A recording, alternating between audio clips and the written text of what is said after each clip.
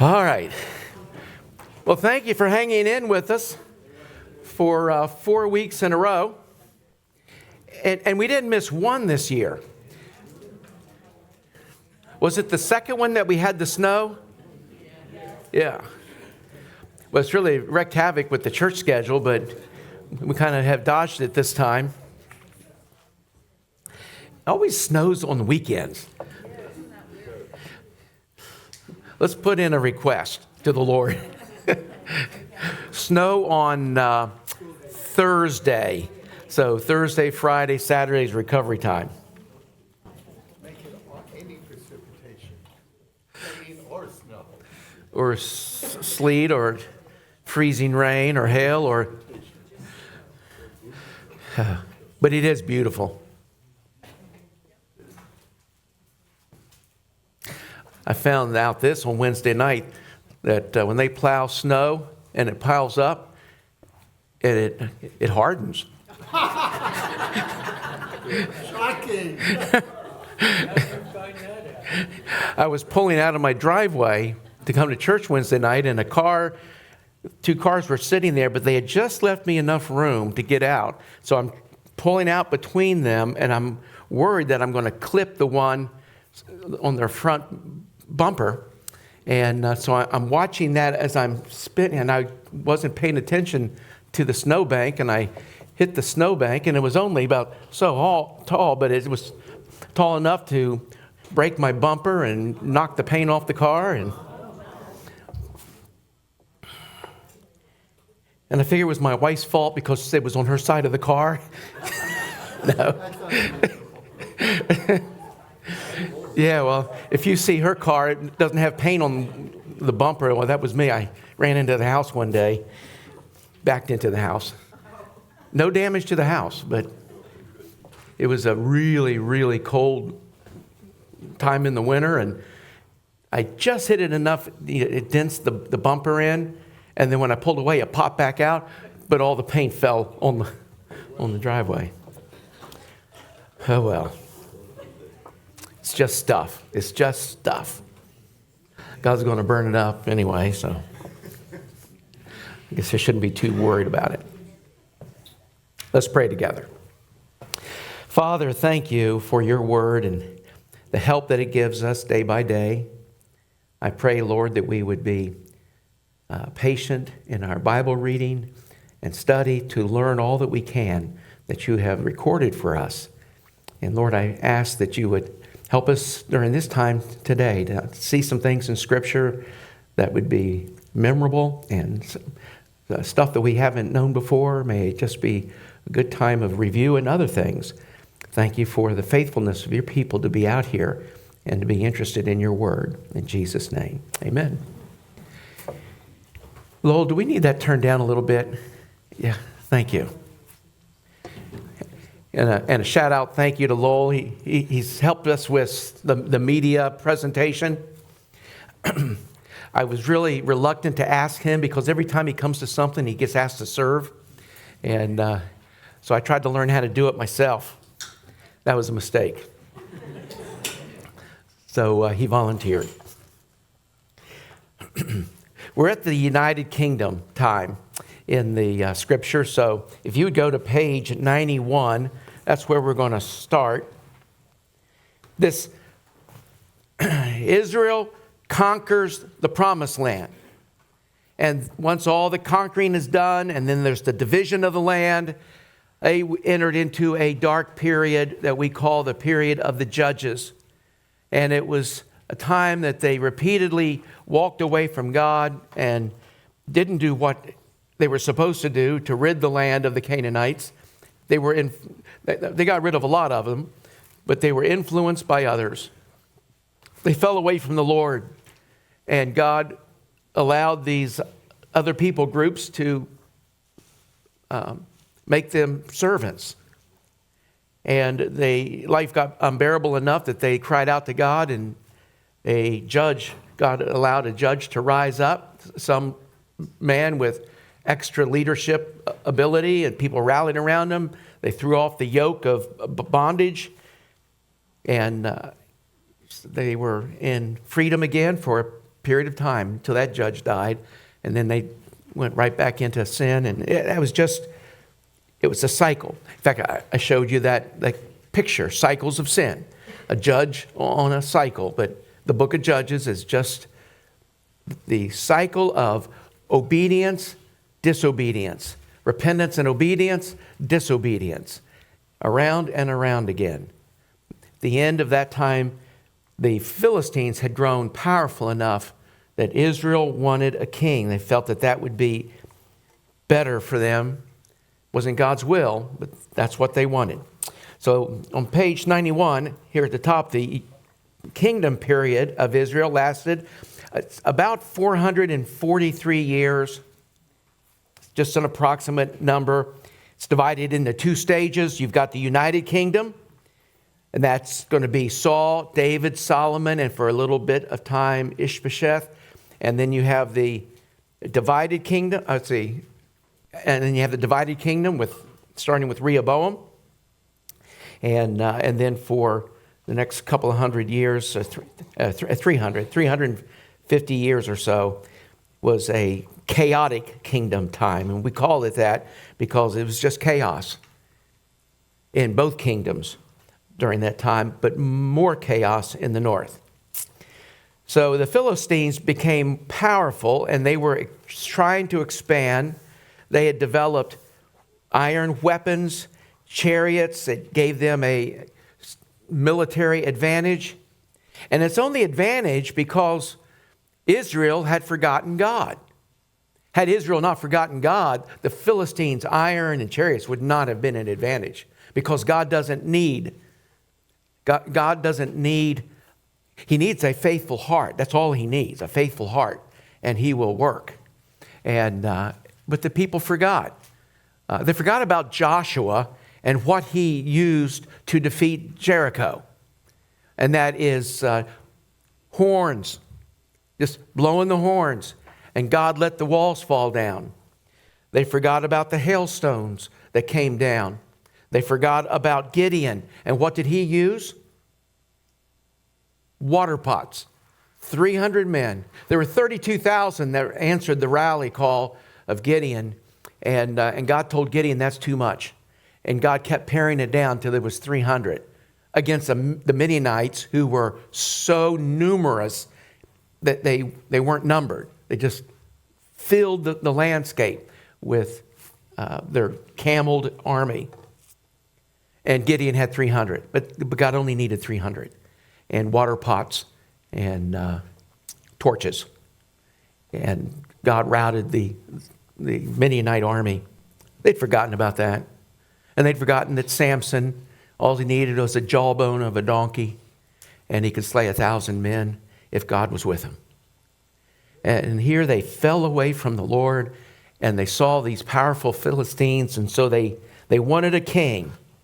And in the middle of page 91, in the red text there, about halfway in the middle of that paragraph, verse 19, this is Samuel telling the people, you may view this as something you need to withstand the Philistines. God's viewing this as rebellion. Verse 19, ye have this day rejected your God, who himself saved you out of all your adversaries and your tribulations. And ye have said unto him, nay, but we will set a king over us. Now therefore present yourselves before the Lord by your tribes and by your thousands. So God's going to give them what they have asked for. And the first king they got was Saul. In your notes here, bottom of page 91, he's appointed as the king in Ramah. That was privately anointed by Samuel. He was appointed as king again in Mizpah, chosen by Lot before the people. That's when he hid. He's chosen again as king, or appointed as king in Geba, and that became his first capital. And he's again confirmed as king in Gilgal. So he's really only presented as king one time, but he's confirmed and reconfirmed and reconfirmed until he is solidly in the leadership position. Over on the next page, I gave you a map of his exploits, battles that he's involved in. He travels throughout Canaan. He's fighting the Ammonites, and he's fighting the Philistines and the Moabites and the Arameans. That would be like Syrians up north that's come down. The Amalekites, they're in the south, they come up. He fought the Ammonites at Jabesh Gilead, and there you have a map that shows that on the top right-hand side of this page. The Ammonites, descendants of Ammon, which was one of Lot's children with his daughter. And Rabbah is the capital of the Ammonite kingdom. That is Amman, Jordan today, same city. But if you see Amman in the news, it's Rabbath Ammon or Rabbath Ammon in the Bible. And they came to fight Israel, and Saul came out of Geba north, and they battled at Jabesh Gilead, and he delivers Israel from the Ammonites. He fought the Philistines at Michmash. That's when he intrudes into the priest's office. He gets himself in trouble with Samuel, and that's when Samuel tells him the kingdom's going to be ripped from you. Michmash is in one of these here. It's this map, lower left-hand one on the right page. And in this battle, Saul is afraid, and it's Jonathan that actually wins the battle. And that gives some courage to his dad, Saul, and Israel follows him. But it's right there in the middle, in the heartland of Israel, that this is taking place. He then fought Agag of the Amalekites, and that's in the south, and that's not in any of these maps. But if you go back to this map, at the bottom of this map here, you see Amalekites, and shows arrows going into the Amalekites. That's in the southern region when he went down and he fought the Amalekites, and he saved Agag. That was a problem. And Samuel rebuked him at that point.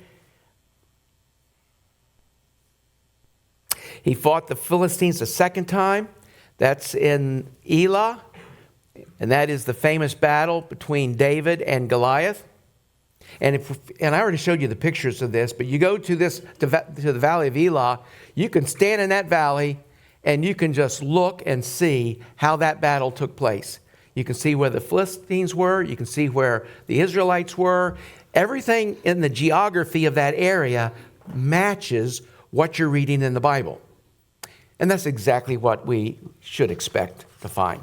Elah is the blank on page 93. All right, you're going to go over to the next page. Saul pursues David. This map here just shows all of the travels that's taking place. Saul is chasing David around the kingdom because he's won the hearts of the people. Saul has slain his thousands and David his 10,000. Saul is jealous. He's afraid of his kingdom, that David will take it from him, or that the people would give it to him. And so David becomes an enemy of Saul, in Saul's eyes, not in David's eyes. And in this travel, he comes down to a place called En-Gedi. It's right here on the Dead Sea. And that is where, at En-Gedi, David spares Saul's life. Has anybody been to En-Gedi? En-Gedi, 1, 2, 3. 3 of us. 4. Debbie? 5. All right, good. Thank you. I'm waiting, Debbie. 5. 6, 7. All right. Good. Quite a few. Yeah, got you. We've been to En-Gedi. It's a beautiful place. Now, I'm trying to find the right picture to show you. This one happens to have Beth Capoletti in it. And but I'm really wanting you to see the slopes here. The slopes here at En-Gedi. Now, this is a pretty deep gorge right here. And I always wondered, even as a kid reading the Bible, I wondered when David and Saul were close to where they could talk to each other, but yet David could escape, how could he get away from him? How could they be close enough to talk, but he can still escape? You get to En-Gedi and you can see. If you have Saul over on one side, it's not a a wide chasm. It's narrow, this gorge. You could have a guy standing over here and a guy standing over here, and they can yell back and forth and talk. But for him to try to get over here, that'd be really difficult. It just matches, the terrain matches the story. And it's got greenery here because there's a water source, the springs of Engedi. Isn't that beautiful? You get to travel up through here, hike up through this area when you're visiting Engedi. Some people jump in, take a little dip. Now, I threw this one in here. This is one of the church members here. But you see him standing here and gives you some perspective of height and terrain. If Saul's on one side and he sends his army to get David, they got to climb this. This is steep. So once you're there and you see it, it makes sense how it could happen. On page 94, the blank at the top of the page is joined. David is fleeing from Saul. He's joined by faithful men. So his little group is growing as he's fleeing and escaping Saul, and he's fighting for the Philistines. Saul's death on page 95, the blank is Hebron. He dies in the battle of Gilboa. And then David, he's anointed king in Hebron. That's in the south. And here is a map showing where Saul and the Philistines battle. And these names will be familiar to you. The battle takes place at Shunem. Shunem comes up later in the Bible. Do you peg any story of the Bible with Shunem? The Shunammite woman. Yep, she wants a child. And Elisha, I think, is the one that tells her she's going to have a baby. She has a baby. A lot of things happen in this valley. There's a lot of biblical history, Old Testament and New Testament. Old Testament, you got the Shunammite woman and Elisha. You got Saul. That's the part we're at in our outline. Saul, the battle's going to be here at Shunem. He goes to Endor and he wants to see somebody. Who's he go seek counsel from? A witch, the witch of Endor.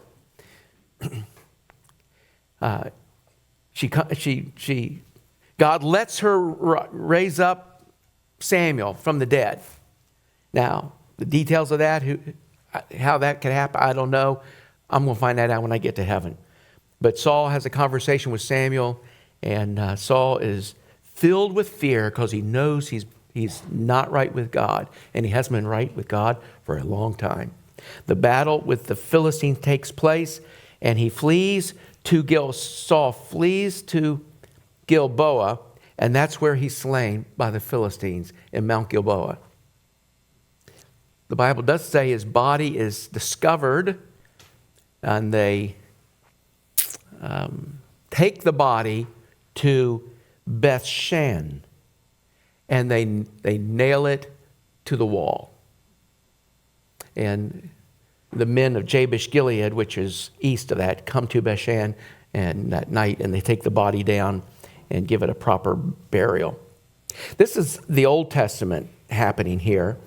If you go over to the New Testament, you have Jesus meeting the widow of Nain. You know the story. Her only son has died. She's in the process of burying him. There's a funeral procession taking place, and Jesus and his disciples show up at Nain. Nain is right here near Endor, and the cemetery to this day is on the east side of Nain. So she's traveling to the cemetery. Jesus has left Capernaum, come down to probably Tiberias by ship, and now he and his disciples are walking. They run into the widow of Nain, and he ruins the funeral. Would you like somebody to ruin your funeral? I guess we wouldn't mind if it was this way. He raised the guy from the dead. And so that's taken place here. Jesus was raised in Nazareth. It was about right here. And if you go to Israel, you're going to stand on this precipice just on the outskirts of Nazareth, and you're looking down into the valley. And you can look over to Mount Tabor, Deborah and Barak. You can see Nain. You can look beyond that and see Mount Gilboa. You can see Megiddo. And I thought that was particularly impacting when I'm thinking Jesus is standing here near Nazareth, but he's on the precipice looking in the valley of Megiddo. And he can look over, he can look through the valley, and he knows. He started his ministry. He knows it's all going to end right here. Now, he's back in New Testament times. He's going to start the church, commission it. He's going to go away. It's been 2,000 years, but he knows he's coming back to this place. And he's going to defeat the armies of the Antichrist and the armies of the East in the valley of Megiddo, or in Armageddon, which is a large, long and wide valley.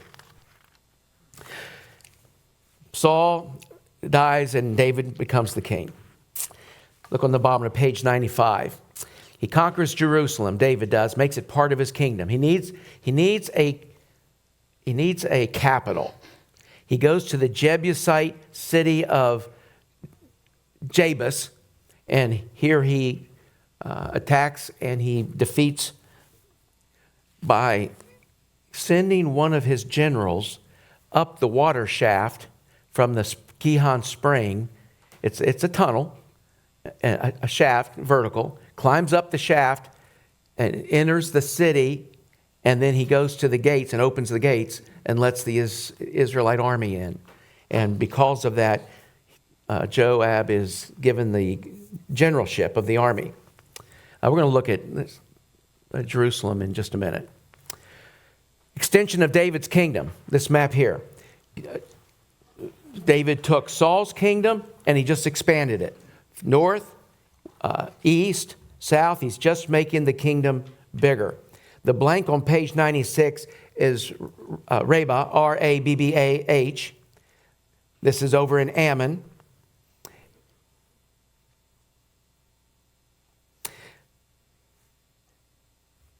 There is another map. Okay, I'll get to that one in a minute. Even though he's conquering and he's having a good kingdom and the kingdom is growing strong, there's problems in David's heart, which creates problems in the kingdom. You have a case of adultery and murder, and from that point on, David's not the same, and his kingdom is not the same. Constant turmoil after that, one thing after the next in his family. You have his daughter Tamar raped by her half-brother Amnon. You have Amnon's half-brother Absalom murder him for it. You have Absalom rise up against David, and he ends up fleeing because of the murder of Amnon. He ends up fleeing and going back to Jeshurun, and that's in this map right here. Jeshurun is where Absalom's mother is from. And when he has to flee from David because of the murder of David's son, he goes to his mother's territory, Jeshurun, and I think it was through the influence of Joab, David allows Absalom to come home. But though Absalom comes home, David doesn't see him. Absalom can't see David's face, cannot come into David's presence. He's back in Jerusalem, but David doesn't have anything to do with him. He's forgiven him enough to let him come home, but not enough to talk to him.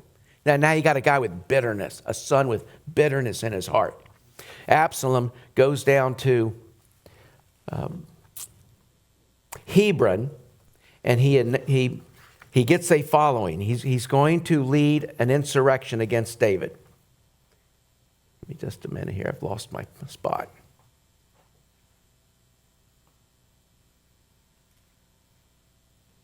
Oh, yeah. I'm looking right at it. Absalom leaves Jerusalem, bitter spirit, comes down to Hebron. He gets a following. He's been wooing the men of the kingdom. And they fall in love with this guy. They like this guy. And They like this guy more than they like David. And so he's getting a following. And then he comes back to Jerusalem to seize the kingdom, kill the king, and become the new king of Israel. David knows he's coming. David flees, crosses the river, and he's up in Mahanaim. And there's a battle that takes place. Absalom chases him, and the battle takes place in the thickets and the forests, and he ends up being slain by Joab. Absalom gets his hair caught in a thicket, and Joab sends his men to thrust him through with spears. It's a difficult time in David's life and in the kingdom. Go over on the next page. Solomon becomes the next king. David dies. Solomon becomes the king. There's a change that takes place. David was a man of war. David expanded through war. Solomon takes the king and he shores up the kingdom through diplomacy. He reorganizes the kingdom with districts. He extends his influence through trade. That's the fill-in, through trade. He's trading everywhere. He's got people coming from miles around, bringing things to him, currying his favor. He's sending out ships, doing business and gathering stuff. Israel's no longer a tribal people of nomadic shepherds. They're now stationary, settled. They become an agricultural nation, and they're becoming a nation of commerce under Solomon. Now go to page 98, and you got the verses there in the middle of the page, the red. Go right underneath that. The nation is changing. Not all change was good. There are truths of the old that must be maintained, though they may be wrapped in new methods. We don't have to do things always the same, but there's some things that shouldn't change. Unfortunately for Israel, Solomon blended the worship of Jehovah with the false gods of the Canaanites. That's a marked departure from his father's devotedness to God. Truth mixed with error always promotes more error. That is true. That is an axiom of life. It happens in the health industry. If you take one person with mononucleosis and you put them in close contact with one person that does not have mononucleosis, you end up with two people that have mononucleosis, right? Isn't that the way it works? It always works that way. One rotten apple spoils the bushel. It's not that one good apple in a bushel of rotten apples makes the whole bushel good. No, it's sin is like leaven, it permeates.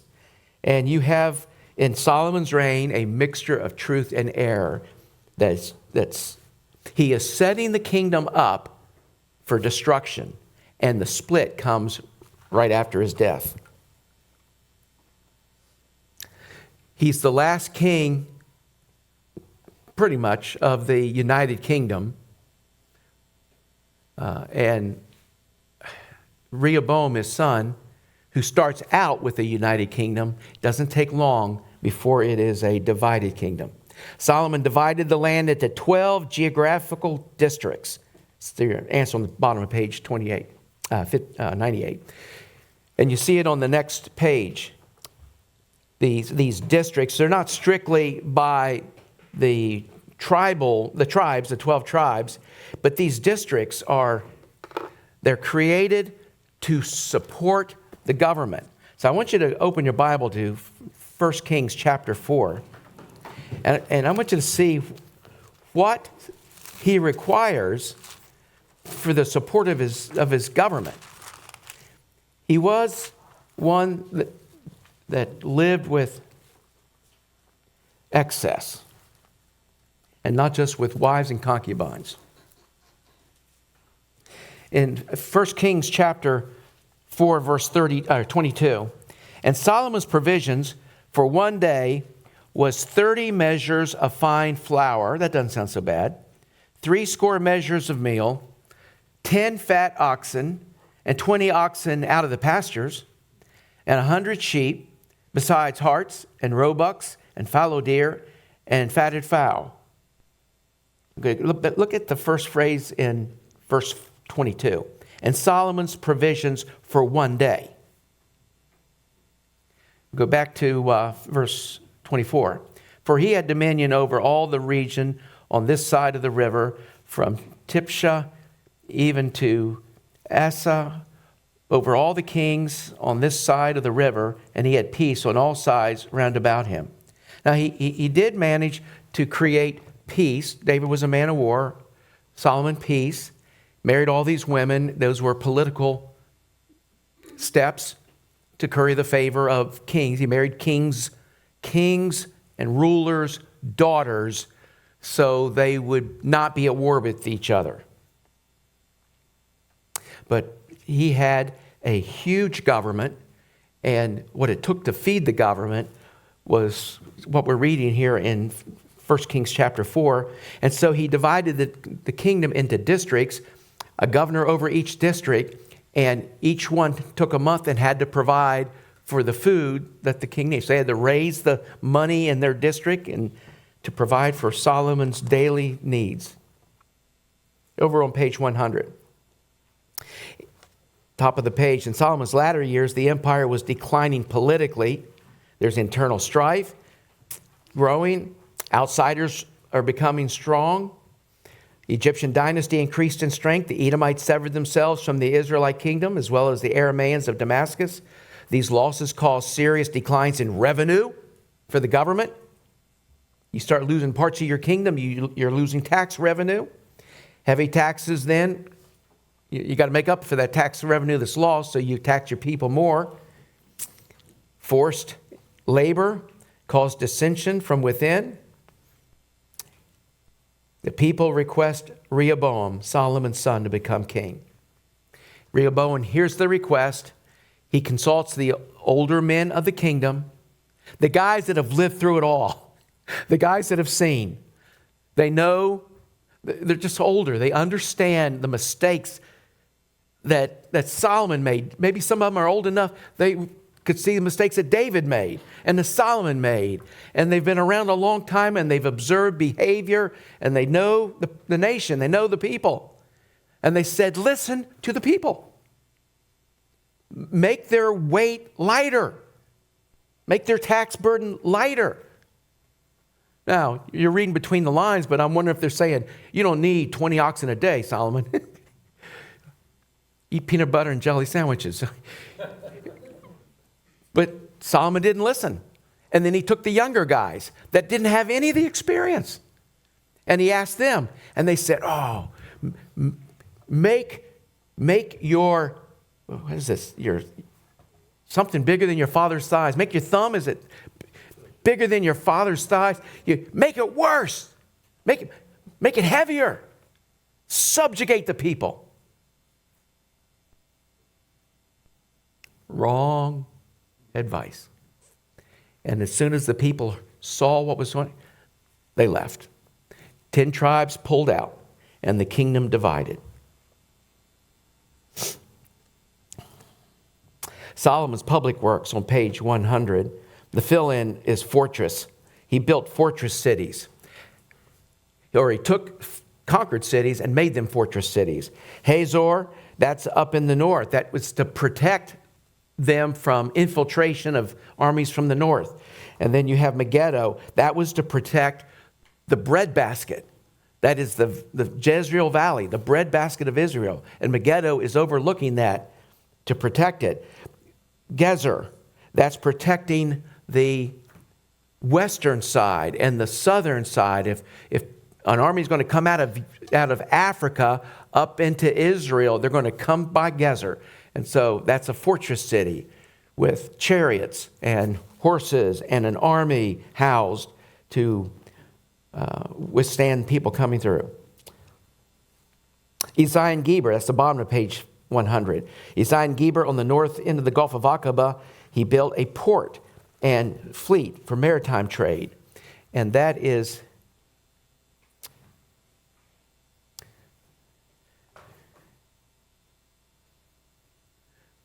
there it is. Ezion Geber, or Elath, it's called that. Today it's called Elat. And by putting a port there, he then had access through the Gulf of Aqaba into the Red Sea, from the Red Sea into the Indian Ocean, and he could send ships wherever for trade. His international ventures over on page 101.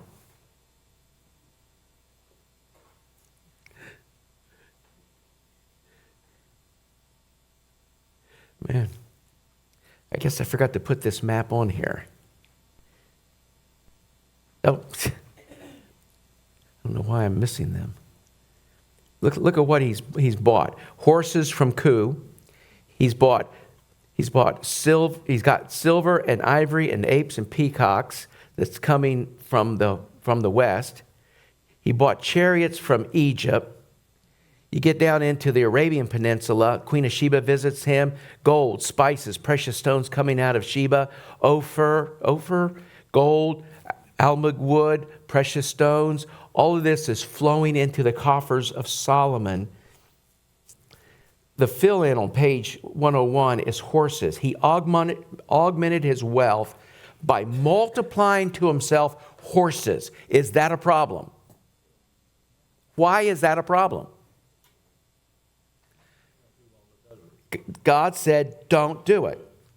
A king of Israel is not to multiply to himself horses. Why do you think God made that a rule for a king of Israel? If you have a lot of horses, then what? You trust in horses, and some trust in chariots, but we will remember the name of the Lord our God. He multiplied weapons of war, so he would trust in that and not trust in God. That was a problem. He had enemies within his kingdom and just outside of his kingdom. Hadad, an Edomite. Rezin, he was a bandit of Damascus. Jeroboam, he's an insider. He's a guy that was a skilled leader in Solomon's employ, and a prophet comes along and tells him, you're going to be the king of 10 tribes. Now, I don't know if that affected how he behaved towards Solomon, but Solomon, when he heard that said about Rehoboam, then Rehoboam's a marked man, and Solomon tried to get him. And Rehoboam fled, went to Egypt, and then after Solomon was gone and Rehoboam was king, Jeroboam comes out of Egypt, and he's leading the group that wants tax relief. And Rehoboam doesn't listen. The kingdom divides and they follow Jeroboam. Okay. Chaotic kingdom. Kingdom divides. The fill-in is tax. It's tax. Taxes are always an issue. Nothing new under the sun, right?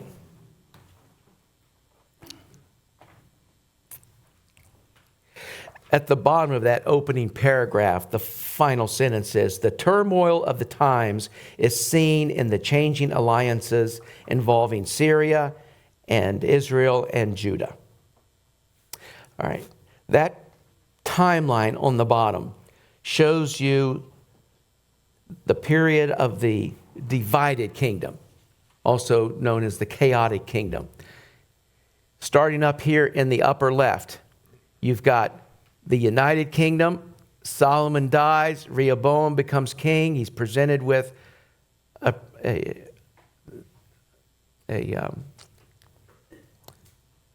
request to make the people's load lighter. That divides the kingdom. And then you got the North Kingdom and you've got the Southern Kingdom. And those are the kings that reigned one after the other. I put in red the ones that were good kings. And you don't see any good kings in the north. And you see good kings in the south. Not all good kings, but they had quite a few in the south. They had none in the north. All right, next page. And here's how you see the turmoil that's going on right now in these kingdoms. like the 3 bullet items at the top of the page.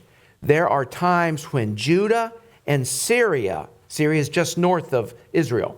There are times when Judah in the south and Syria in the north make a league with each other, and they are against Israel. Israel's the fill-in. So Judah in the south, Syria way up north, form a league, and they're against Israel. That's in between them.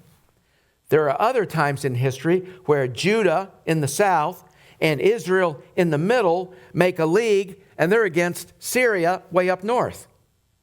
And there are times when Israel in the middle and Syria in the north make a league, and they're against Judah in the south. That's turmoil. These kingdoms changing alliances depending on what's going on right at that time. While this confusion is going on in the empires, in the kingdoms of Judah and Israel, they are preoccupied with this, and Egypt is growing in strength. And an Egyptian pharaoh, Shishak of Egypt, has the opportunity to invade Israel, and they do, and they gather spoils of war, and Shishak expands his Egyptian empire. There are passages right there which speak of this. And then, just below that red text of those verses, this black text to the right of the picture. An account of Shishak's campaign was inscribed in the temple of Ammon at Karnak, Upper Egypt. And it lists over 150 places captured and attacked in Judah, Israel, the Transjordan, and the Negev. That's the desert region in southern Judah. So here's a map of Egypt again, so you can see where Karnak is. Shishak comes out of Egypt, gathers all these spoils of war, and then all this is recorded, etched, chiseled in the wall of the temple of Ammon in Karnak, which is, well, here is the part of Egypt that we're most familiar with. You got On, which is also called Heliopolis or Avon, or today we call it Cairo. You've got the pyramids are, I think it's by Memphis, the Great Pyramids. Goshen here. So this is what we're familiar with mostly in Bible history. But you go into Upper Egypt, which is south, into the upper elevations.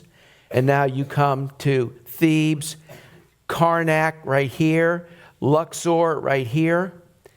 These areas today are important because of excavation. The Valley of the Kings is right near Karnak. It's here in Karnak in the temple was the record of what Shishak took out of, or the cities that he took spoil from in Judah. In the Valley of the Kings, you've heard of King Tut? King Tut, he was dug up in the Valley of the Kings. So these burying places for the kings, that was in Upper Egypt. Maybe they were more, I don't know, maybe it's more secure. Maybe it's the distance, not as much population, less opportunity for thievery. But that's where that temple is. And here's some of the excavations. You've seen these. If you watch anything on archaeology in Egypt, you're going to see these pictures. This is Karnak. This kind of reminds me of the Ten Commandments, Charlton Heston, and they're coming out of, you remember seeing the lions? All right, in the temple, you just see the hieroglyphics. That's records of what took place. It's pretty neat. Archaeology is really neat when it starts unearthing things in the Bible. All right, we're going to skip page 105, 6, 7, 8, 9, 10, 11, and 12. There's just not enough time to look at that. We're going to get over. And what it is, that is the chaotic kingdom. There is so much going on geographically in the chaotic kingdom. There's battles here and there, people groups migrating, intruders coming in. There's a lot to learn in the geography of the divided kingdom. Yes. Over page 100 or 101, it seems to show that Solomon's kingdom extended as far north as the Euphrates, I guess, and Syria. It did. That was the biggest it got. 101, so his kingdom did include It did. Syria, Let me see if I have the map on my iPad. Give me a second. far north as the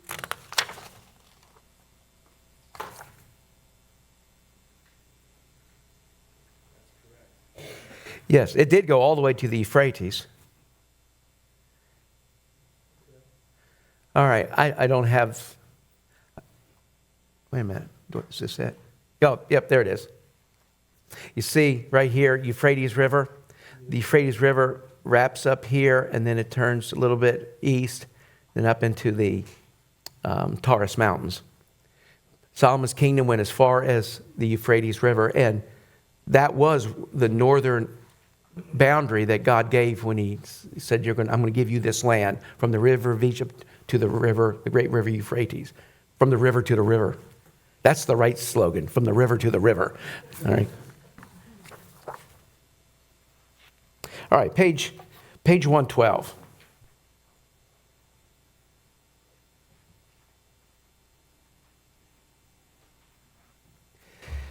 The ministry of Elijah and Elisha.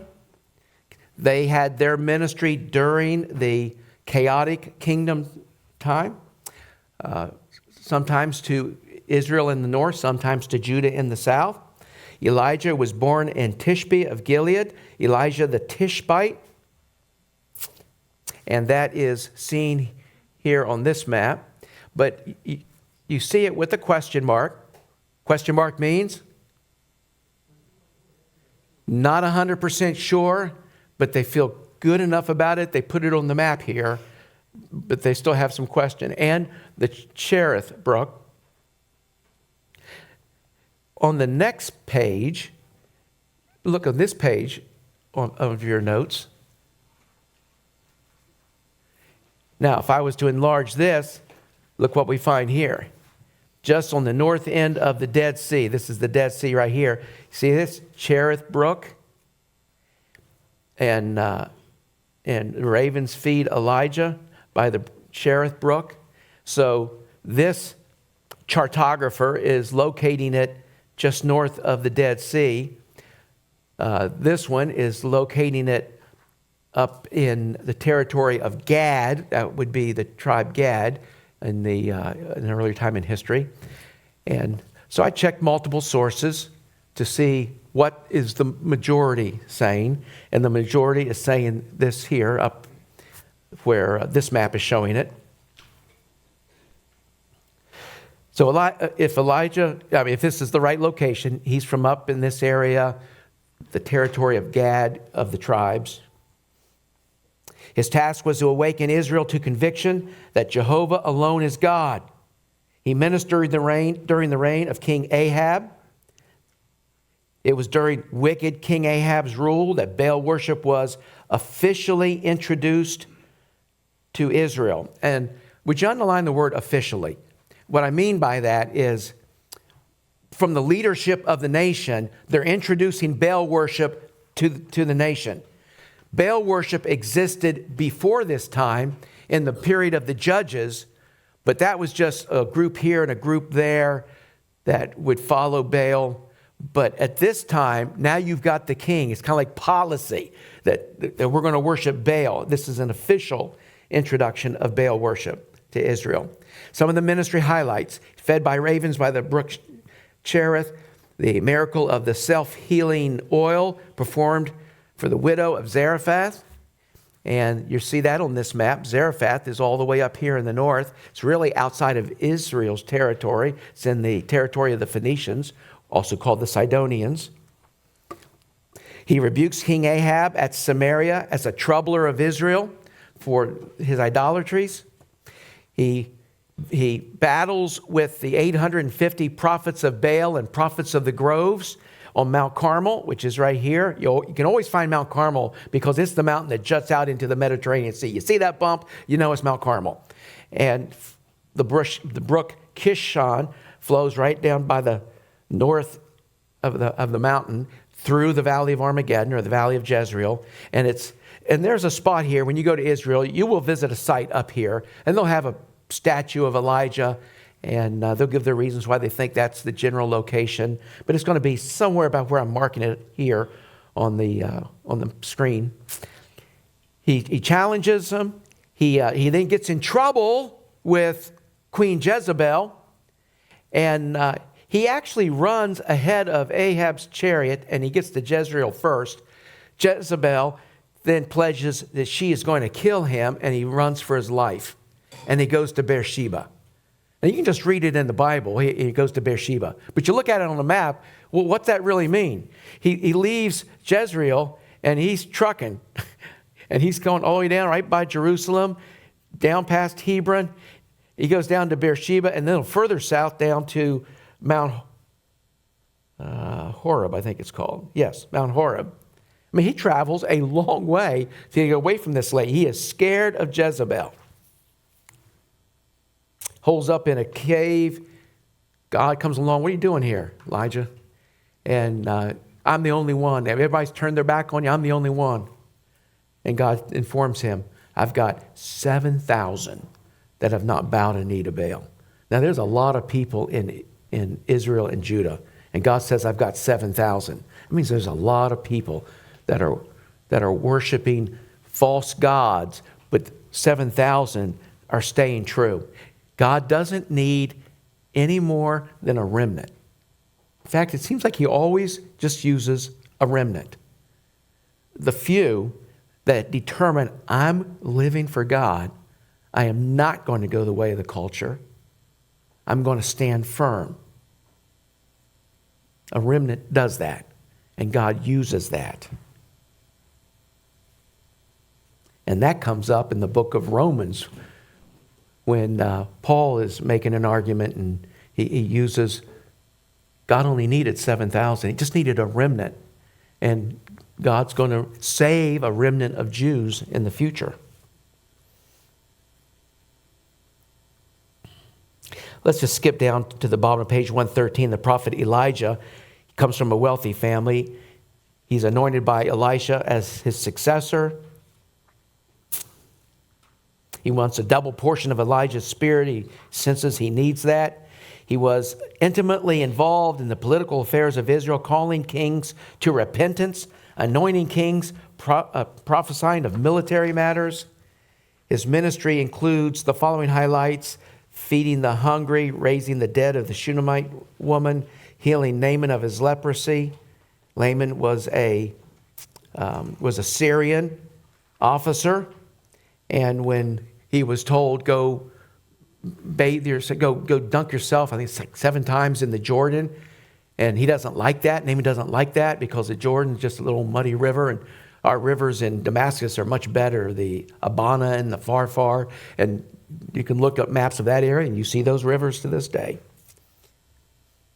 Elijah calls in the lost axe head to float, protecting the cities of Dothan and Samaria from through chariots of fire, bringing blindness to the Syrian army. I mean, he had a wide ministry, and a lot of this taking place in the northern kingdom. And this map shows the location of a lot of these places. Let's go to the city of Jerusalem. This is it's all important, but if you go to Israel, you're going to spend time in Jerusalem, probably 2 to 3 days in Jerusalem. And it's probably the most important city. It is the most important city in the world in God's economy. But it is probably in the news more than any other city on earth. It's always in the news.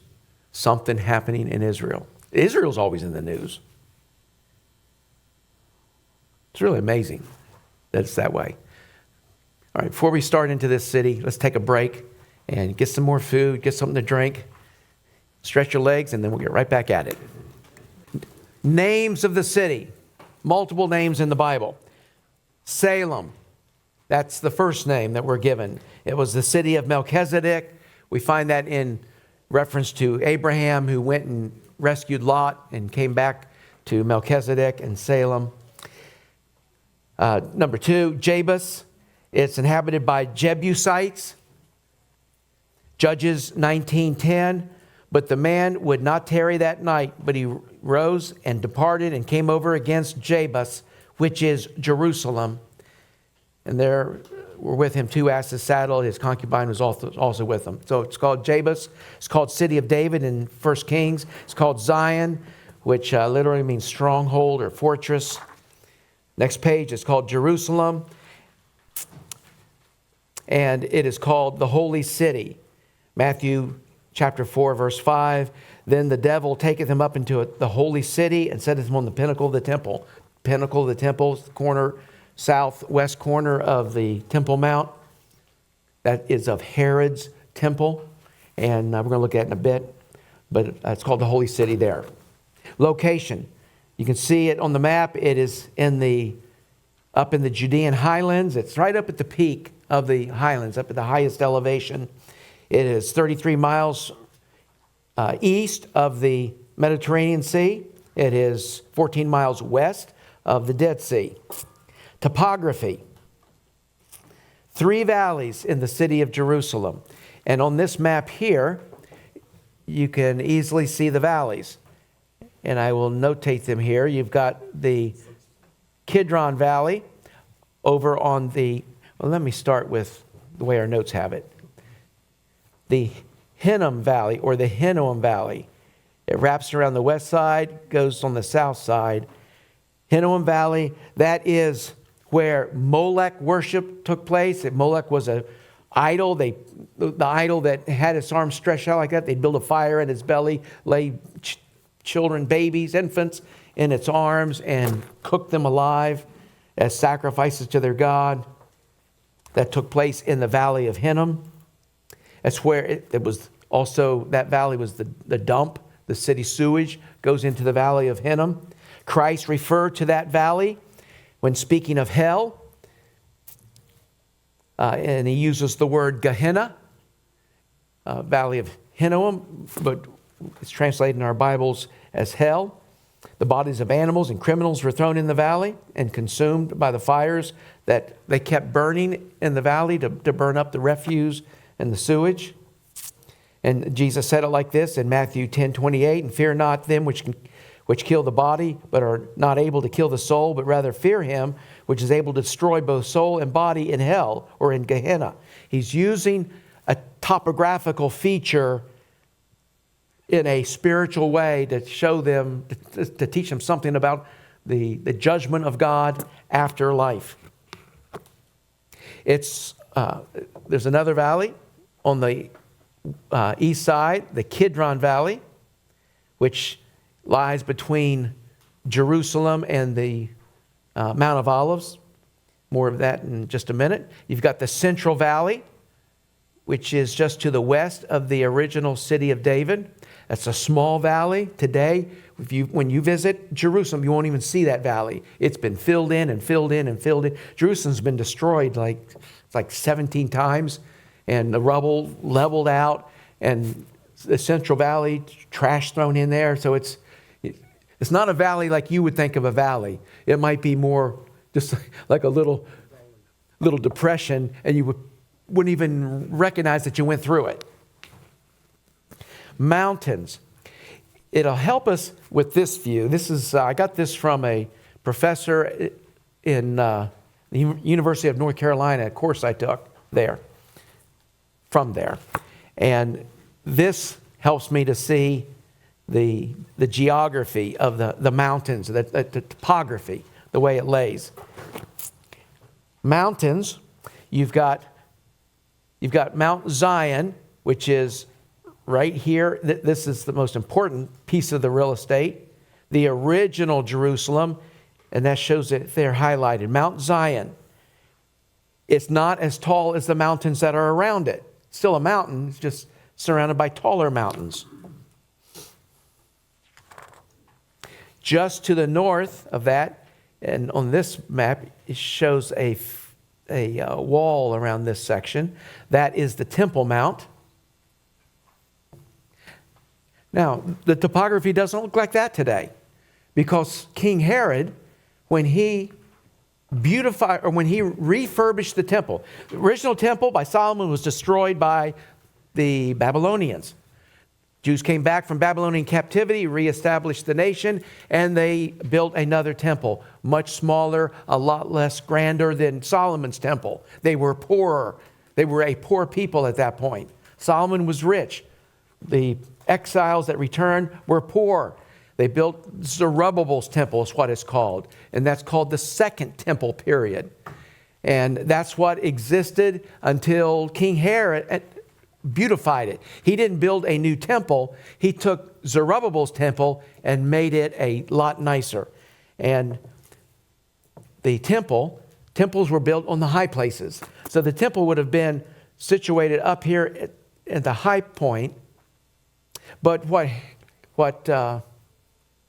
Herod did was he cut down the hill and he filled in the low areas. He put a retaining wall all the way around, and he filled in behind the retaining wall, and he flattened the Temple Mount and resituated Solomon's temple right where it would have been. It really is. That kind of thing would hardly be able to be done today. That takes an astronomical slave force that the world would not tolerate today. No one would bear that kind of expense to move a mountain, to build a building. But that's basically what Herod did. And the stones, when you go to Jerusalem, you will go down it's called the Rabbi Tunnel or the Western Tunnel. You'll go down. You'll go to the Western Wall and you will stand there and you will look at the stones, and you see pictures of it all the time. They're standing at the Western Wall where they pray and they cry. And they put little prayers on slips of paper and they slide it in the cracks between the stones. And you will see these larger stones at the bottom. And as it goes up, you see the smaller stones. What you're looking at is Herodian stones that are big. And then the smaller ones is from the Turkish period.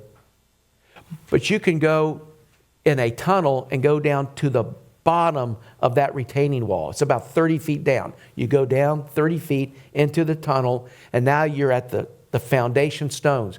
Those stones are huge. Huge. Yeah. They are so big.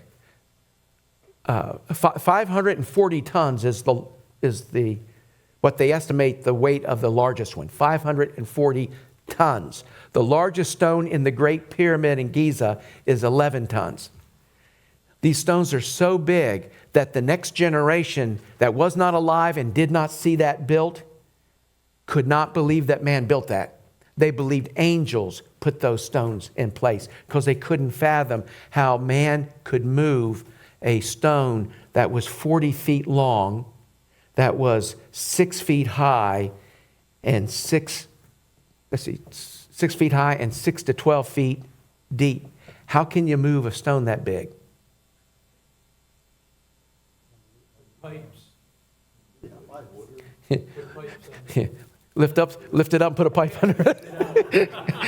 You get that in. Dig it, drive them under. Sand.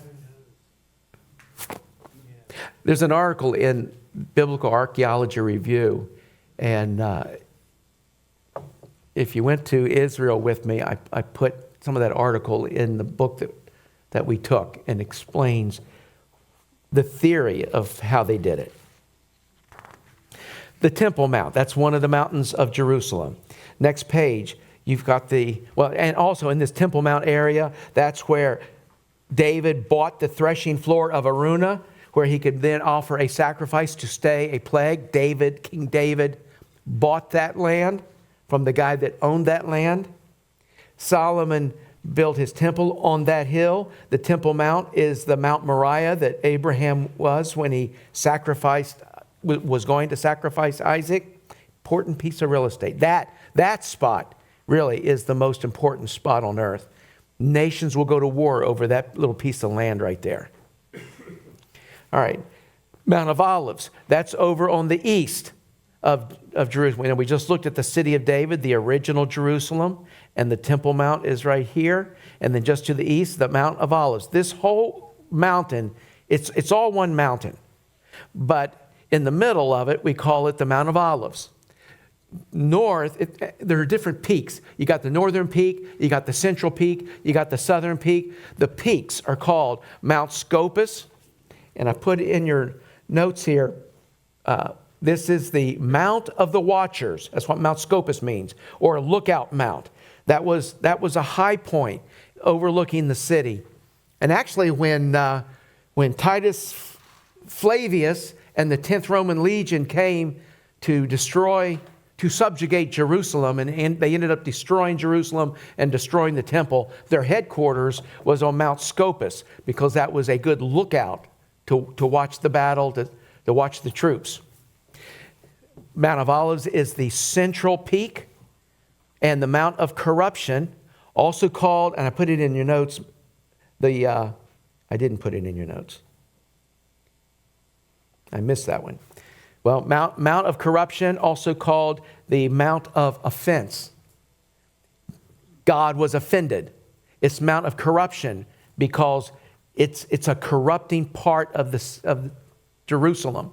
Why is it corrupting? Because Solomon allowed his foreign wives to build temples to their idols on this land here. And so you had multiple temples dedicated to false gods of Solomon's wives, and it's called the Mount of Offense. And it's offending God, and it's corrupting. And then down here, south of the Hinnom Valley, is the Hill of Evil Counsel.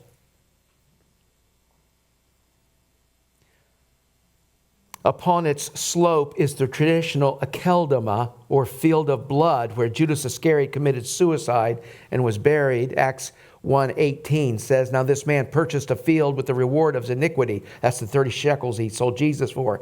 "And falling headlong, he burst asunder in the midst, and his bowels gushed out. And it was known unto all the dwellers of Jerusalem, insomuch as that field is called in their proper tongue Akeldama, that is to say, the field of blood."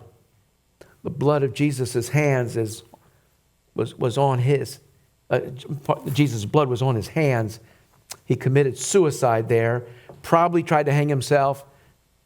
The theory is rope broke, falls down, and in the fall and hitting the jagged rocks, his entrails came out. A little bit before that, you said that they built temples to the wives of Solomon? The wives had temples built to their false gods. Right. So were those the gods of like their native land? Yes. Solomon married for political power. That's So it was exactly. just a variant, like many different, whatever. Yep, if you're an Egyptian wife, you're going to have whatever the Egyptians worship, false gods, you're going to have temple up there. Soon those temples are gone now. They are. Yeah, it's all developed in housing and buildings. I don't think I'd want to live there. I really wouldn't want to live in the valley of Hinnom.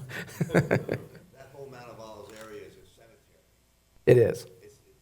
It's incredible. It's amazing to see all those. It's a cemetery because Jewish law doesn't let you bury the dead in the city. So they buried outside the city, and so the Mount of Olives became a cemetery, and over the years they added to it, and as Jerusalem expanded, it would not expand east because it wouldn't put graves in the city. It only expanded west.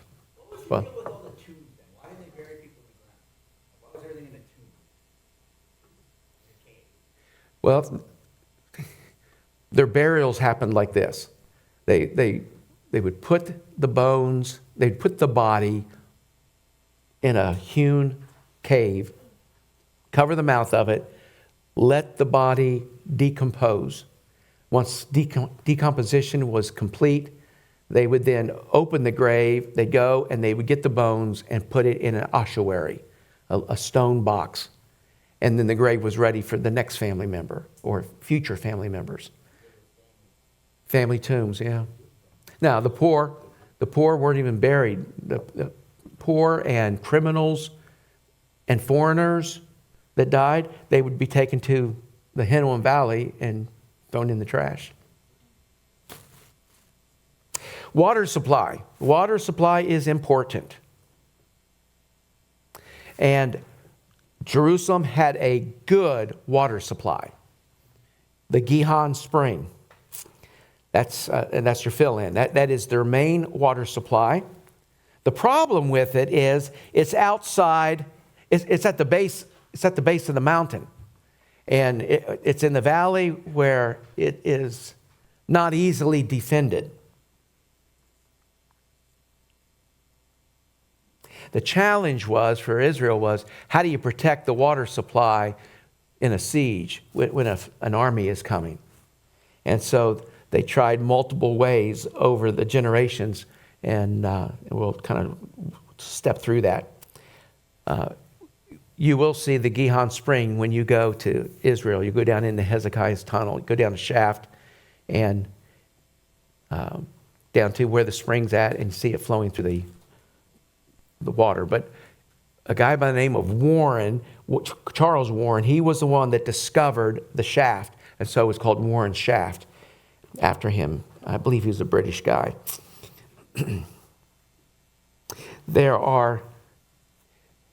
There is the Gihon Spring, the water coming out of the earth. Then there's the Siloam Channel. That's the top of the next page.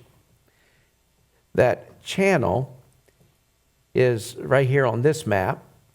And it is a groove cut in the earth to channel the water. Some of it's in a tunnel. It goes under the wall, tunnels under the wall. It ends up in the Pool of Siloam, which is right here, and it shows that on page 119 on the top picture. But that is a channel cut in the earth, and then from this channel, they cut other channels because they're going to irrigate all of this territory in the valley for growing crops, and that's what they did. That's where they grew their crops. So they used the Gihon Spring for irrigation, but they needed water for the city as well, for drinking water and bathing inside the city. So they brought the water into the Siloam Pool. That didn't take care of the issue of protecting it from an invading force. So another effort was to dig the Hezekiah's tunnel. I noticed on this picture here, you see this shows it squirting. That's because Gihon is, the word Gihon means gushing. It's a gushing spring. It's a spring that it builds up pressure and then the water flows out of it. And it builds up pressure and then water flows out of it. So it just gushes and gushes and gushes. Kind of like Old Faithful. When you think of Old Faithful, you think of it squirting, I don't know, 90 feet in the air. That's not the Gihon, squirting 90 feet in the air. But it is gushing out of the earth and flowing. Old Faithful is hot water, so you got all this steam, and it shoots it up really high. The Gihon is cold water, and it just gushes out of the spring and goes into the tunnel, into the channel, and then when Hezekiah built his tunnel, it went into the tunnel. So on page 119, Hezekiah's tunnel, which was made at the end of the 8th century, it was in preparation for the Assyrian siege of Jerusalem. The tunnel was cut through solid bedrock, 60 feet below the surface of the ground. It wound 1,749 feet in a southwesterly direction, although a straight line from the tunnel's beginning to end was only 985 feet. The difference in elevation of the floor of the tunnel from the beginning at the spring to the end at the Siloam Pool was 12 inches, 0.6% slope, an engineering miracle. It was cut by 2 teams of men, beginning at both ends simultaneously and meeting in the middle. Isn't that amazing? So, and they got to have the elevations right. And they're digging. Now, I don't know why it's doing this, but they are underground. And they are doing what they can with the technology that they have. axes, chopping away.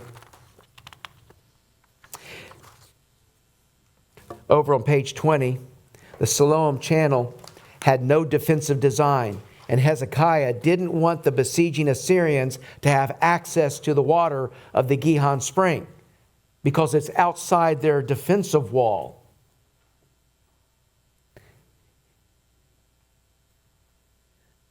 I'm going to back up to another picture here. I said that Mount Zion it's a mountain, but it's lower than the mountains beside it, and quite a bit lower than the Mount of Olives. When you stand on the Mount of Olives, you're literally looking down on the Temple Mount over there. And cities had to have a defensive wall. Where do you build a defensive wall how can you build a defensive wall and encase the Gihon Spring when the land over here is rising quickly? And as instruments of war, catapults and things that could throw rocks, as that was developing, the wall would have to get higher and higher and higher. And they would need to fully protect themselves from the Mount of Olives, an army over there shooting over the wall. Their wall would have to have been 300 feet high. It's not practical to build a wall 300 feet high. So they built a defensive wall halfway up the mountain. The problem with that, it helped protect the city, but it didn't protect the water supply. And you got to try to protect the water supply. You can quickly defeat a city if you can cut off their food and water. Is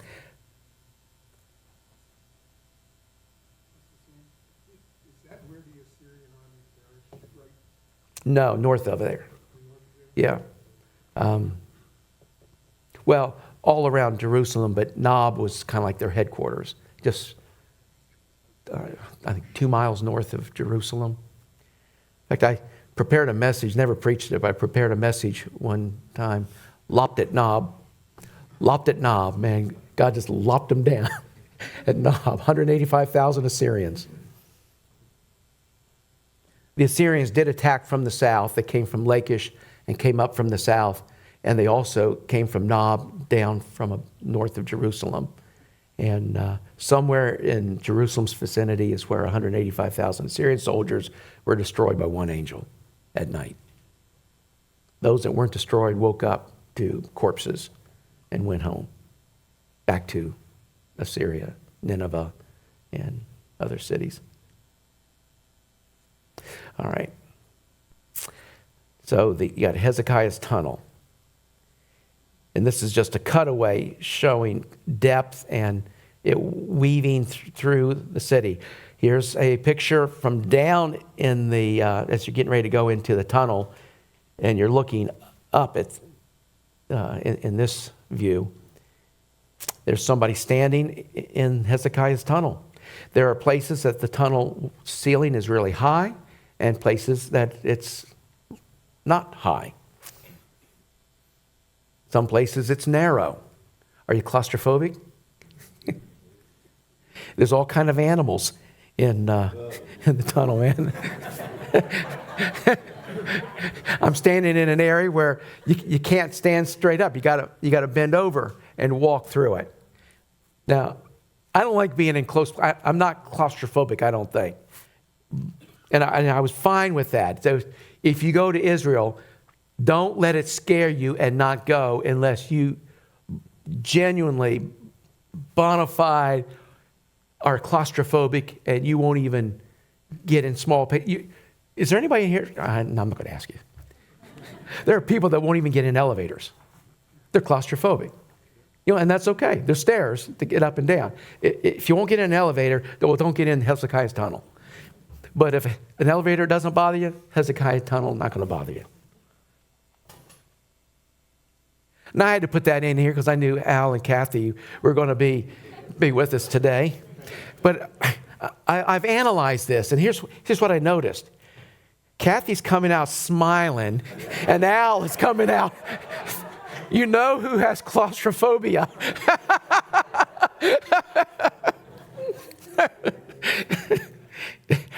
Will I pay for this later, Al? And I did notice Kathy, the water level was mid-thigh on you, is up above your knees. You won't have any place in the tunnel where it gets up to your waist or gets higher. You're not going to drown in the tunnel. And I did tell people, though, before we went, there are some pockets where you have to get your nose up real high, get the air, and get down to the next pocket.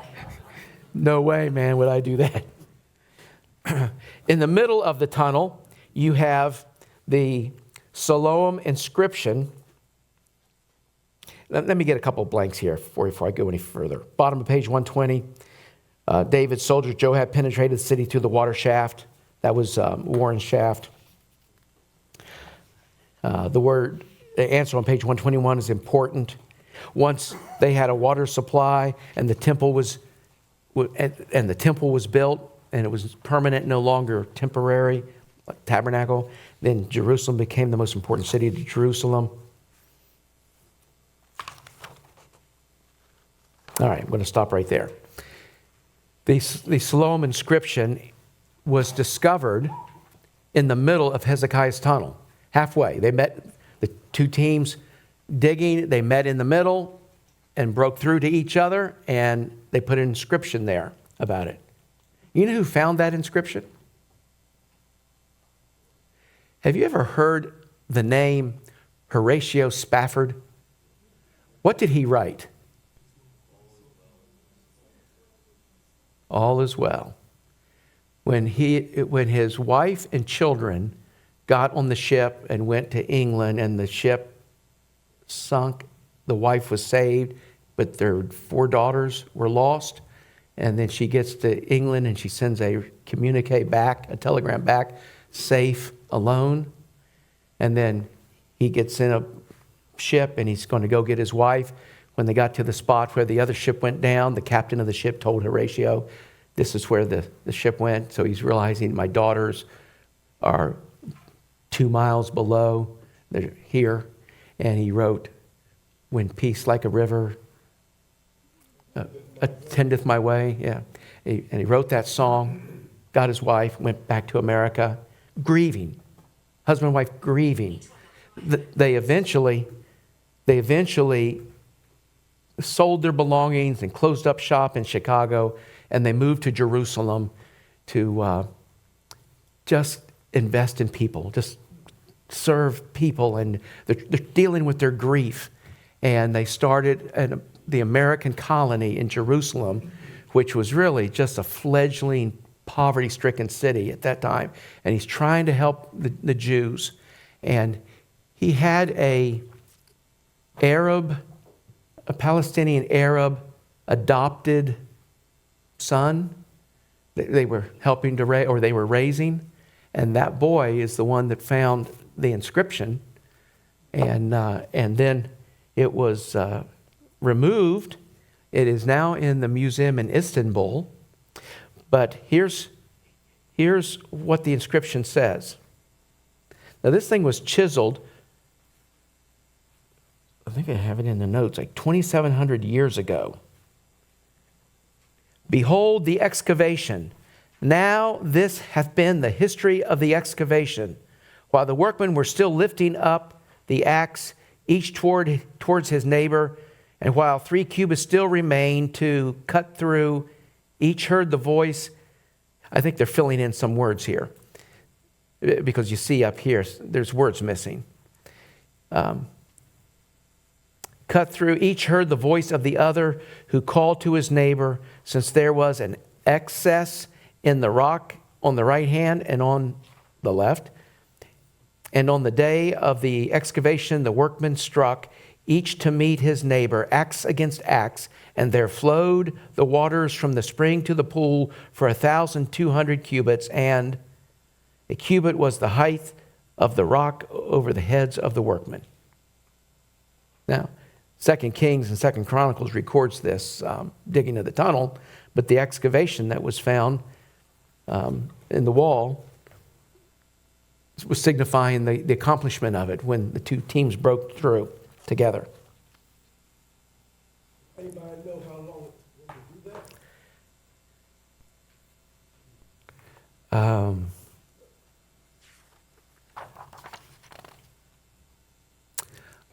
Well, if it's known, I don't know it.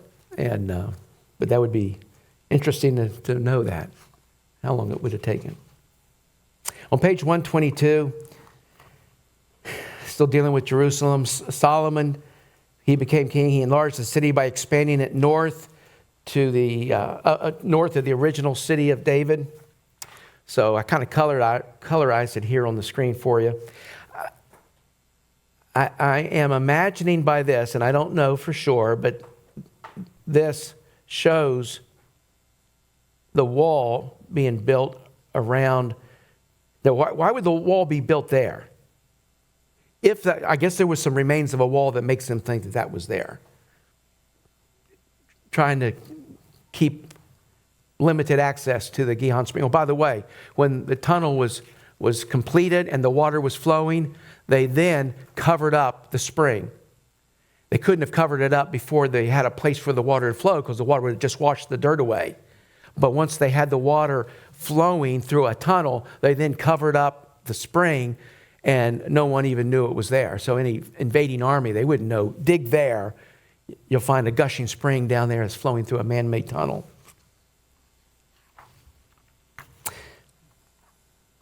So Solomon expanded it to the north. That's Opal, that's mentioned in the Bible, and then the Temple Mount. Now, it didn't look like Herod's temple. Herod's the one that leveled the mountaintop and put in the retaining walls, but there were some kind of walls around it. I thought this was interesting. You see on page 122, 3a, the temple size was 60 cubits by 20 cubits by 30 cubits, or 36,000 cubits. Solomon's palace, his house for himself, was 100 by 50 by 30. 150,000. Now, do you find that strange? I built the house of God here, and then I built my palace over here. As the figures were given in the Bible, that seems odd to me, that Solomon would make his so much bigger than what he built for God. The city expanded. It grew west. Can't grow east, cemetery. The city grew to the higher western hill, and it's called the Upper City. The western hill is protected by valleys on 3 of the 4 sides. The fill-in is weak. The north side is the weak side of Israel. That's why all the invading armies come from the north. They attack, they try to infiltrate in the city from the north because that's the best side geographically.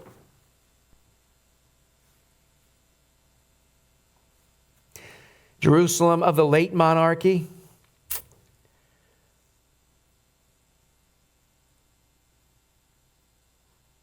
Judah was under constant attack. It got Egyptians and Philistines and the northern kingdom and Assyrians and Babylonians. And so the kings would try to fortify it. They'd expand it. They would build walls. The tunnel was a defensive measure. Bottom of page 123. For Hezekiah's new water system to have any significant value, he had to repair the walls and the towers around the pool of Siloam to prohibit adversaries from reaching it. So he had to enclose the pool of Siloam, which is what you have here on the south end. They build a wall around to protect that pool. Otherwise, you provide a water source to the enemy. Hezekiah built a new fortification wall. I'm at the top of the next page. A new fortification wall. And you see a portion of it on the screen here. This is part of the wall that he built, and it wraps around the western side. You see right here the text, Western Hill. You've got the Eastern Hill, or the original Zion, and then the city would not expand east, the cemetery, expanded west, the Western Hill, and then Hezekiah built a defensive wall around that part of the city to protect the people there. Jerusalem was attacked and destroyed by the Babylonians, and they came through this gate right here. And I think it's Jeremiah that mentions the gate. They came in. That's how they broke into the city, to the populace. After Jerusalem, after the exile, the children of Israel go back home. 49,897 is the fill-in. 49,897 come back with Zerubbabel. They reestablish the city of Jerusalem. They reestablish Judah. And they start building the tabernacle. They are not an independent nation. They are a province of Persia when they come back. Or it's called a satrapy. That is a Persian province. They're governed by Persia. They're allowed some degree of independence, but they are not an independent nation. But the Jews did go home with Zerubbabel, again with Ezra, about 5,000, and then Nehemiah came. He might have brought some with him. Jerusalem in Herod's time, it's the time of great change. Herod the Great was known to be a master planner and builder. The temple remained pretty much unchanged from the days of Nehemiah. So it's about 400 years. It stayed like it was. But Herod changed all this. He built an elaborate temple. He likes building things, and he does this temple to try to curry the favor of the Jews. Not that he was a tremendous believer in God. This temple is marked by colonnades and platforms and courts and gates and a new temple area. And this shows it, the retaining wall that he built by cutting the mountain down and using that limestone for the retaining wall. Over on this side, on this corner of the Temple Mount, you can't go down there, though we do have pictures of that. And he couldn't put a retaining wall here and here and then fill all of this in with just stone and stuff, because there's too much fill there. It would push on the wall and push the walls down.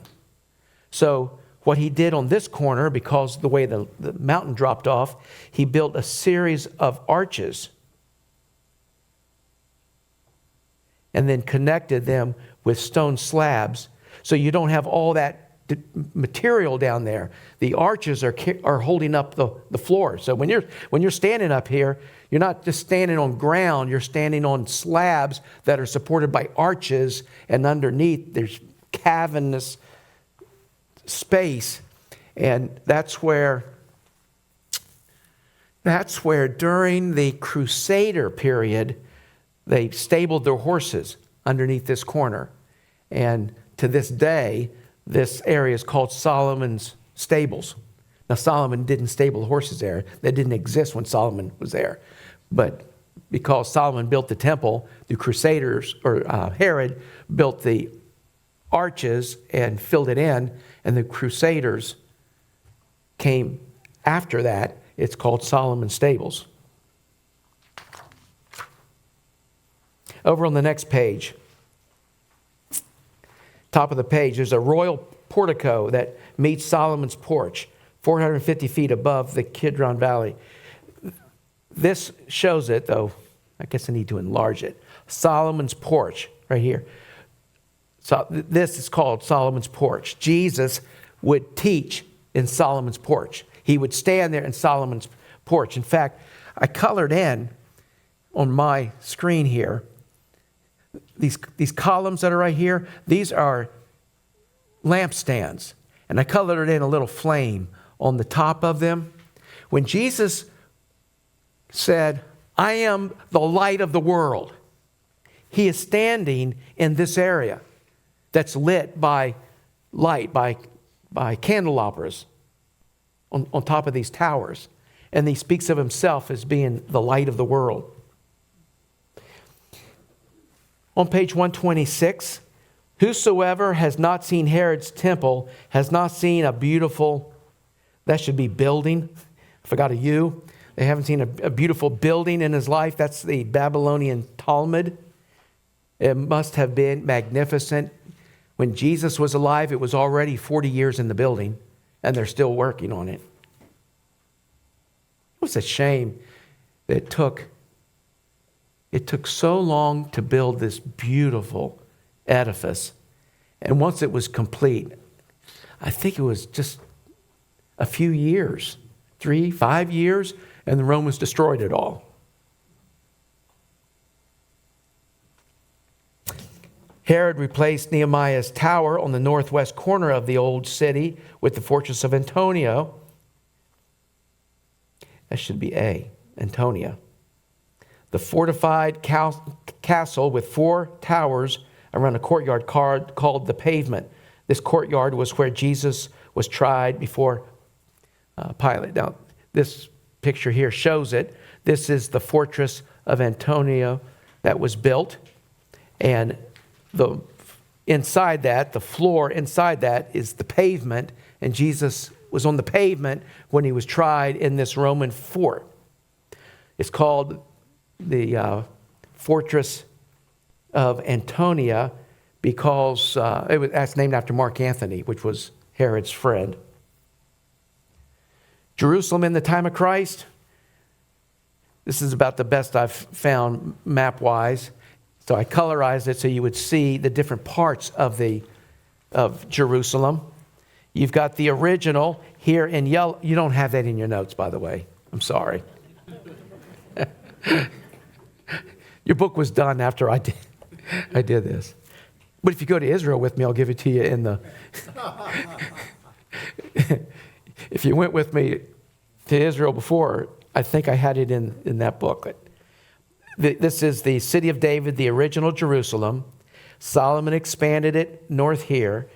Then it expanded west, and Hezekiah built a wall around it. This is called the lower city. The blue is called the upper city. The poor lived in the lower city. The rich lived in the upper city. Herod was bringing into this city some of Greco-Roman elements because he was intrigued with the Romans. And so he had amphitorium, I think is what it's called. He had things built that were definitely Greek. This purple here, Herod's palace, Hasmonean palaces, the government. And then the city expanded in the green, just north of that. When you look at the footprint of ancient Jerusalem and then you have the footprint of later Jerusalem, everything shifts to the north. And the reason everything shifts to the north is because the city was completely destroyed by Hadrian. He leveled the city. It was mostly destroyed in 70 AD. It was completely destroyed in 136. He just was done with the Jews. So he leveled it and he rebuilt it. And as it was rebuilt, it was shifted a little bit to the north parts of the city. What was the population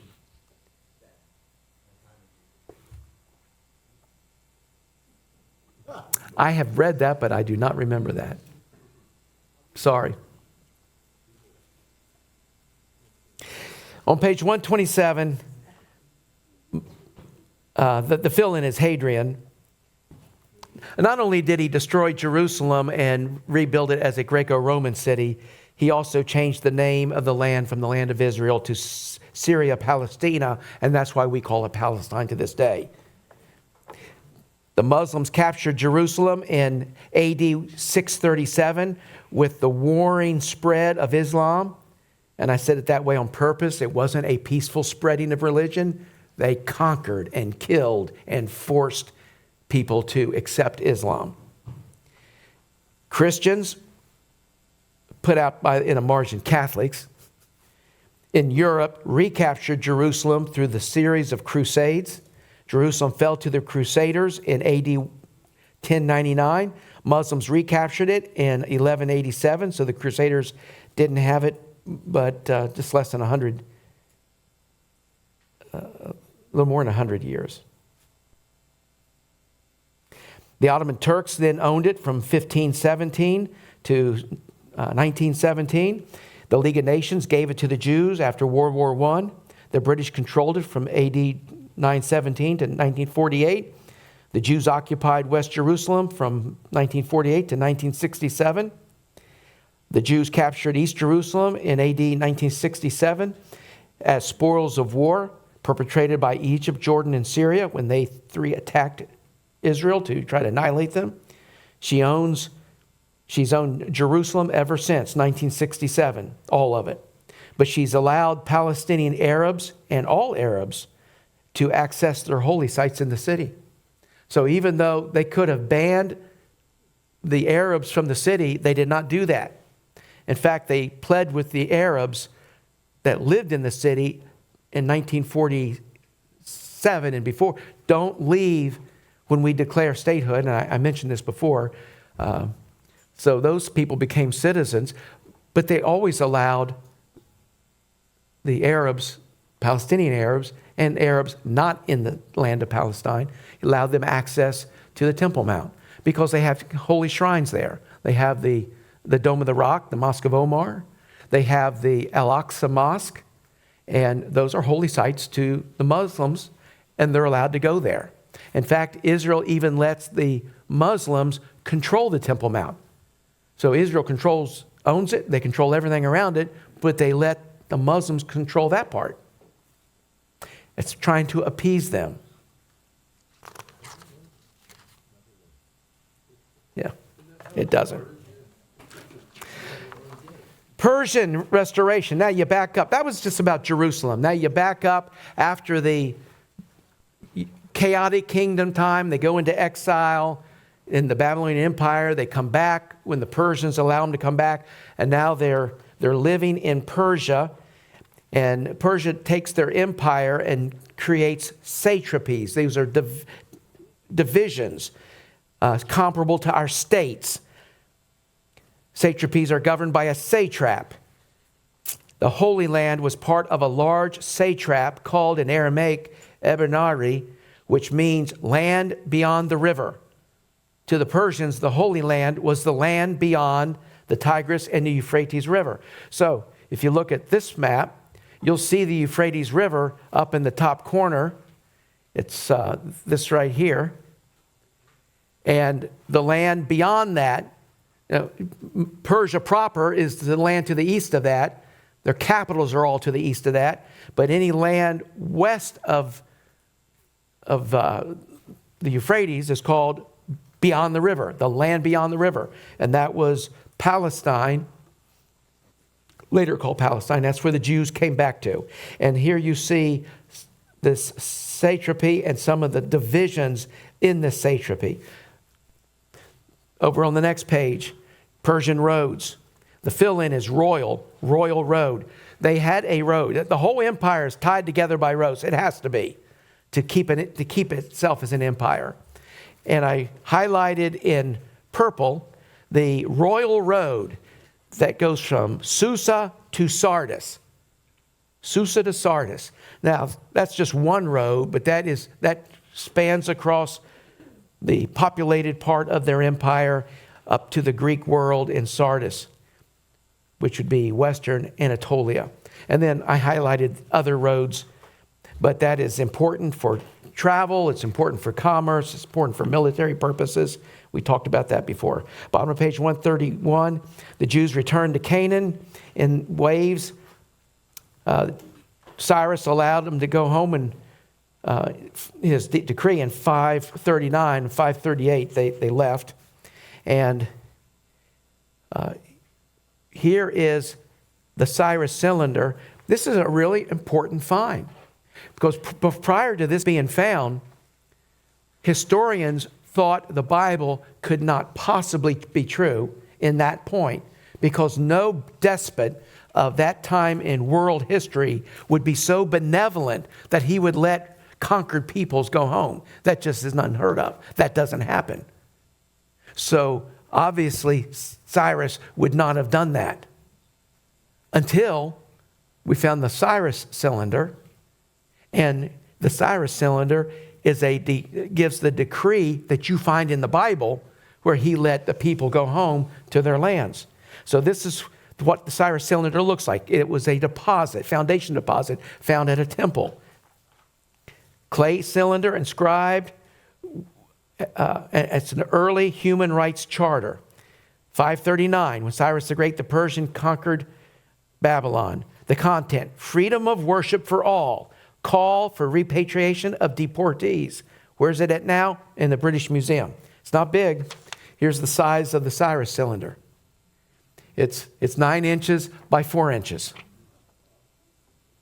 And it's all the way around. It's written all the way around, giving the decree. And I put part of it on this page, number 3, on this, above the Cyrus cylinder. Number 3, the Persian account of the return. From the Cyrus cylinder, I am Cyrus, king of the world.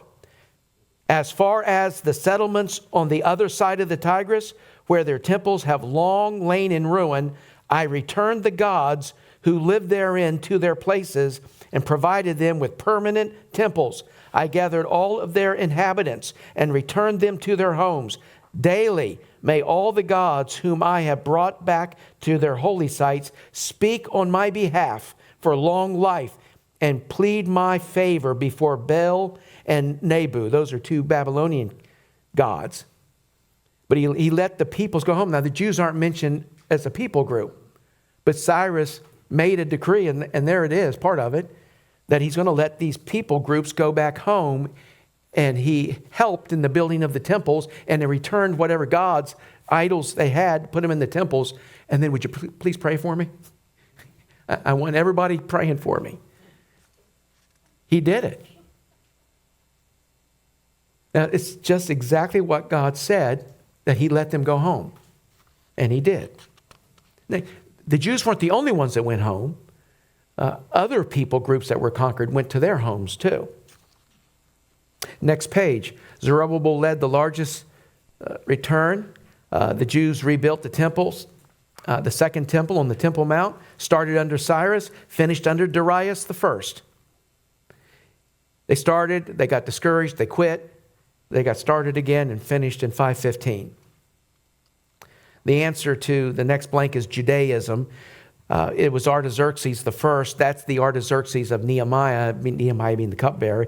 He sent Ezra to go back to Jerusalem and teach God's law to those people, so those people could follow their God properly.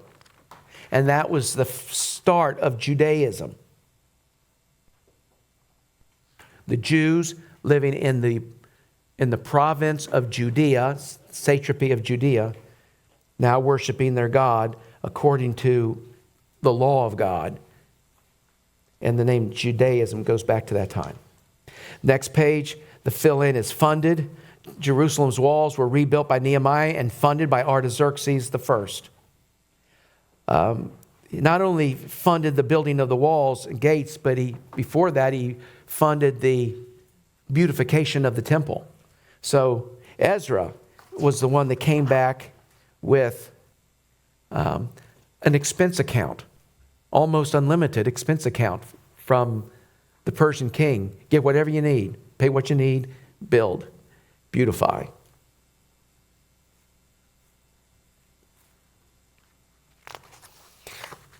I am sorry that I have to stop and I didn't get to the Hasmonean and the Herodian kingdom. Week from today, I'm in Florida with my 95-year-old mom celebrating her birthday. So I've tried to squeeze it in here.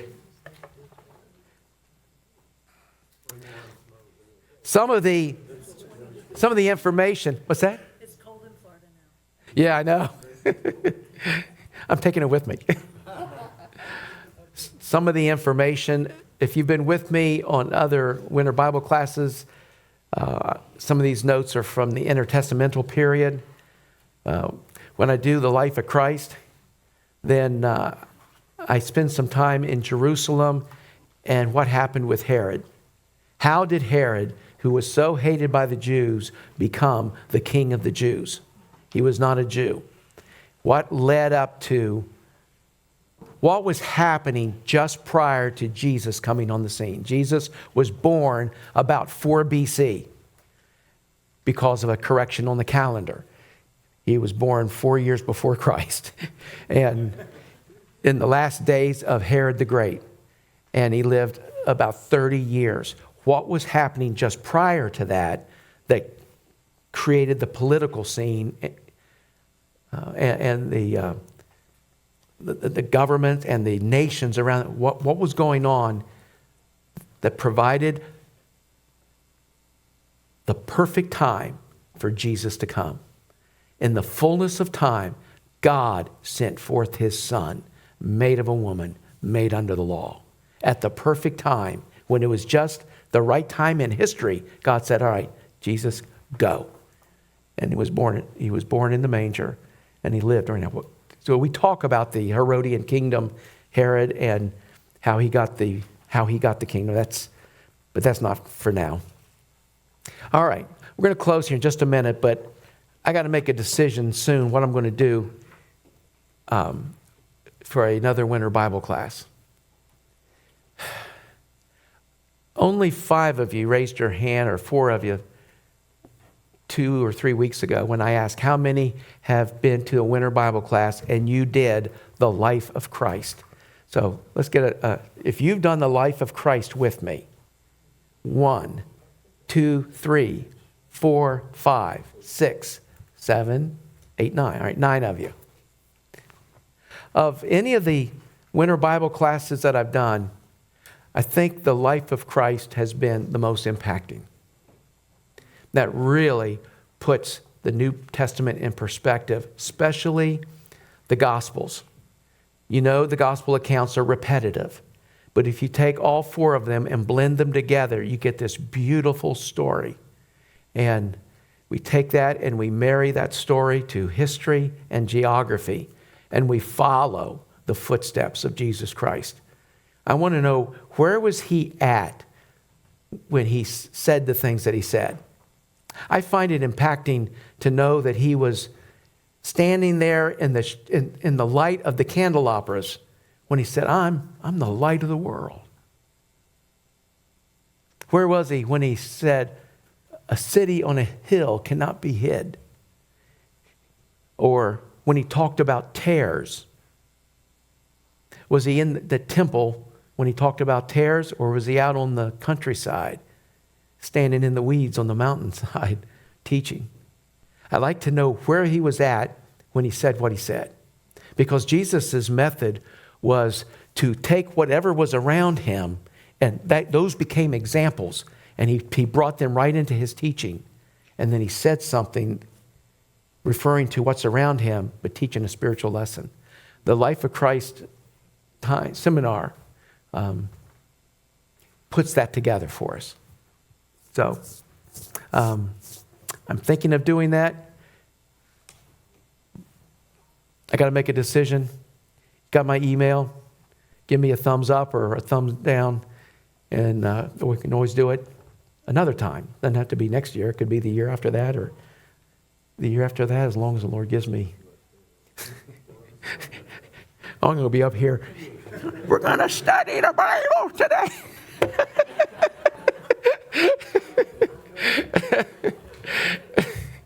Oh, well, God bless you. Thank you very much for coming here. Thank you, Susan. Doris. Where's Doris? Is she here? Doris.